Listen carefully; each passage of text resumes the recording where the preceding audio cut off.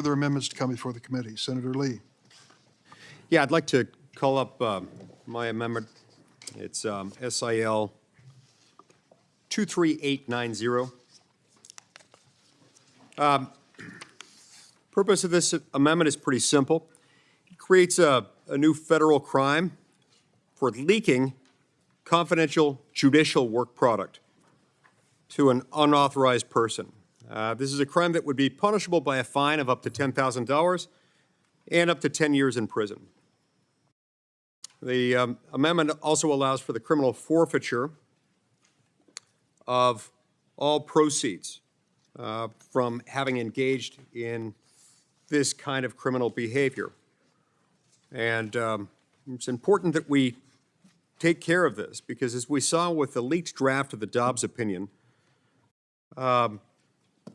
leaked draft opinions. Now, it's hard for me to speak in the plural in this respect because never in the history of the Supreme Court of the United States had this occurred, at least in this way, prior to the Dobbs case. Sure, prior to the Dobbs case, there have been a handful of circumstances in which rumors had leaked out of the court suggesting that a particular case was going to be decided this way or that. But as I've said in the past, when those rumors as to the binary outcome of the case, I mean, it's like betting on red or black at the roulette wheel.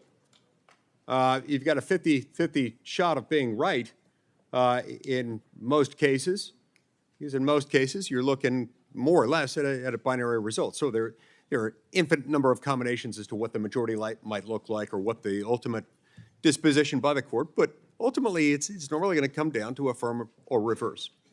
What happened in the Dobbs case that was so different was that a complete, authentic draft opinion of the court was leaked to the press. Now, this didn't occur in the abstract. This occurred as part of the whirlwind, part of what hit them without them even knowing.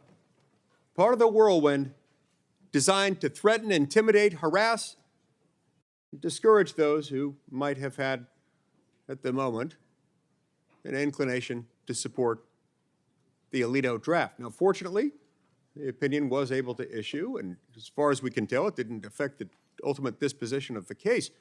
But this much is clear. It was intended to. It was also intended to draw shame, ridicule, scorn, and attention reasonably calculated to bring people to the homes of these justices to try to bring further threats, intimidation, and harassment. Ultimately, these things are ripe with opportunities for potential violence. We can't accept this. And so at the time it happened,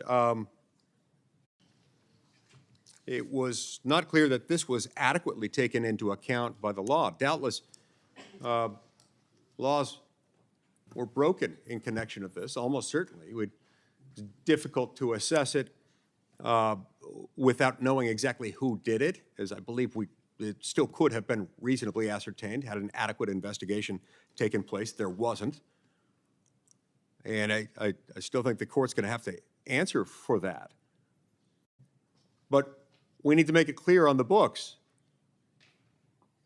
that this is a crime, and we need to deter this kind of behavior from happening in the future. Mr. Chairman. Before I recognize Senator Blumenthal, let me just comment on the amendment itself. I'm going to oppose this amendment. I'm sure that among Senator Lee's close friends and colleagues, there's a sincere belief that whoever disclosed this must have been some damn liberal who was trying to upset the Dobbs decision. I can tell you in my corner of the political world, the opposite is argued. It must have been Alito trying to solidify the position of the court justices who had committed to his decision, and he wanted to get it done as quickly as possible. I don't know who is right on that assertion, the right or the left, but I do know this. When the investigation was ordered by the Supreme Court Chief Justice of the court itself to find out the source of it, I didn't hear anyone from the right arguing we need to weaponize the Department of Justice. Let's bring them in. Now we have a different point of view, and I don't think it is consistent, number one, nor relevant to the issue that is before us. This is about the code of ethics for the Supreme Court. It is not about the integrity of the court and its own dealings within the court, but rather their reputation with the rest of the world, including American voters. Senator Blumenthal. Thanks, Mr. Chairman. First, a question to Senator Lee. would the Department of Justice be responsible for enforcing this section of the criminal code and potentially or likely investigate the United States Supreme Court? The criminal code is itself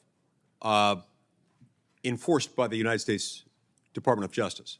Federal criminal laws are pursued by the DOJ. Would investigate this crime. That doesn't mean that in every instance outside law enforcement would be free to go in and raid the court, but in circumstances where they believe they know who did it or concerned, well, as Senator Lee well knows, when you begin a criminal investigation, you don't always know who did it. In fact, the likelihood is you don't know who did it. You don't know, but sometimes you do. And where you do, we need to have a criminal offense on the books. And contrary to what the chairman said a moment ago, this is not groundbreaking. This is not new. This is based on and closely mirrors something we have from an analogous parallel provision of the code in 18 U.S.C. Section 798 that relates to the release of classified information.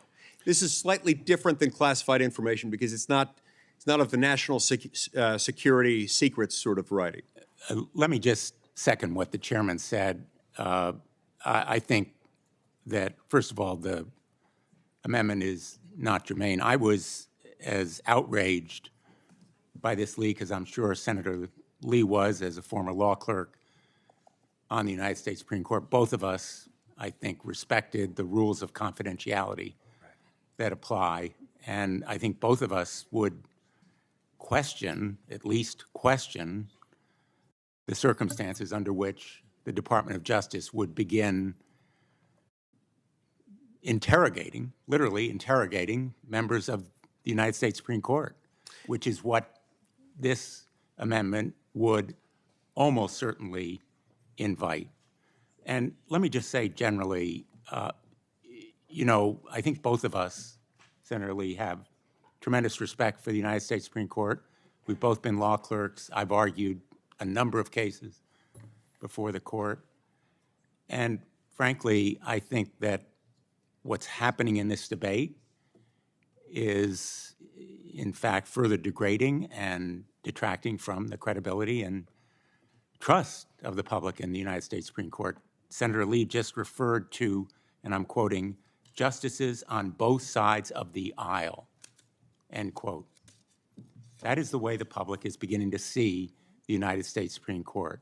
Just like any other political body, politicians wearing robes, and that ultimately is destructive to the court.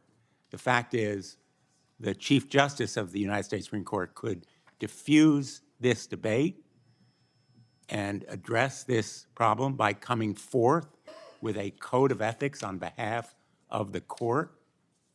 And his failure to do so is, in fact, the reason that we're here today. We're not talking here about justices on one side of the aisle or the other. We're not talking about appointees of Republicans or Democrats.